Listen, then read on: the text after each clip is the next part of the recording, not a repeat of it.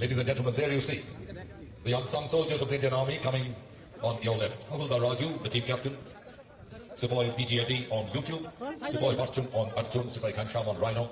Sipai Parasmani on Rajdhani. Sipai D. Rana on Badshah. Sipai Sandeep on Tufan. Sipai Deori on Sultan. Sipai Bengali on Tiger. And Naik Nageshwar on the Zebra.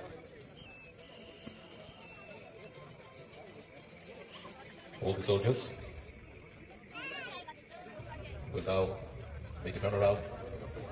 They have saluted the team guest. That's on the left, that's the zebra. That's the joker, that's the zebra. And his name is, the rider is Nageshwar, N.K. Nageshwar on the zebra. A little bit of entertainment in between these heart-stopping acts that these unsung soldiers of the Indian Army will perform. Saluting the chief guest. Okay. The daring stunts and synchronized maneuvers will leave you on the edge of your seats, marveling at the unique bond that the riders and their mules share. This team also performs in a lot of other places. They form part of the advanced winter stocking in the highest and remotest areas of Sikkim, in the second and third stage, where the battalion lifts about 1,000 tons of load every year for the troops to the forward posts. The mules of the Indian Army. Here is a very interesting bit of information from the 1971 war about an iconic mule, Bidongi. Bidongi was unfazed by bullets, airstrikes and trenches. But most remarkable was the incident when an animal transport column, including Bidongi, was captured by the Pakistan Army.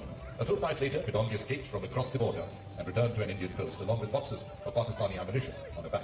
She was honored by the Indian Army with a citation for bravery and a ceremonial blue velvet rug. She continued to be in service for many years, even at 17,000 feet, entering the Guinness Book of Records as the longest-serving mule, Bidongi, and the 1971 war.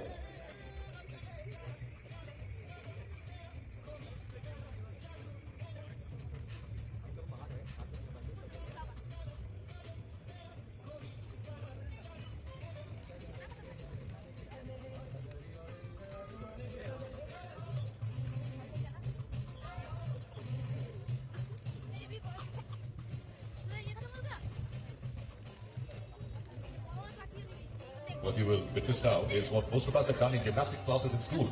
Now, there used to be something called a horse, over which we used to do horsework. Difference in this time is a mule and a live one. So there he comes. Part of the physical training classes in school.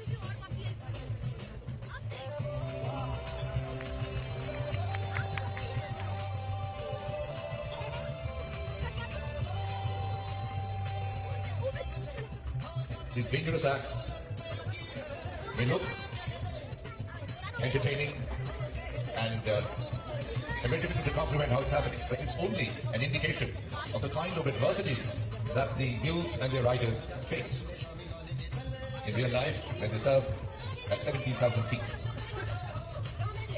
Evocative of the hard circumstances in which they have to operate.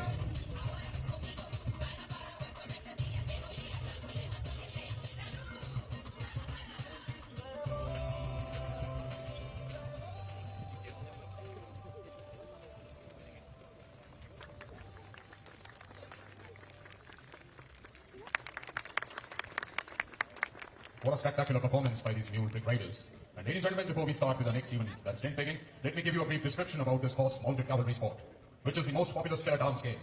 This sport originated in Indian subcontinent during the Middle Ages in battlefield as a tactics used by horse cavalry against elephant-mounted troops, aiming for highly sensitive flesh behind elephants' toenail. And the term tent pegging is derived from the idea that cavalry mounted a surprise pre-dawn raid on an enemy camp using these skills to uproot tent pegs and collapse the tents. Ladies and gentlemen, we will begin with triple 10 pegging. Every successful leader, without exception, ensures that he has more than one option available for every possible situation. What we say in plan A, B, and C. In this case, a warrior meets the enemy. He takes the first one down with the lance. Then he goes down right, but so does the lance. So what's next? They're too close, so they take out their sword and use it to neutralize their enemy. What's next? They always keep a dagger or a bayonet as the third option. In this display, the rider will use these options to pick up pegs laid on the ground in front of you. It's called triple 10 pegging, where the rider has a lance in his right hand, a sword in the mouth, and a bayonet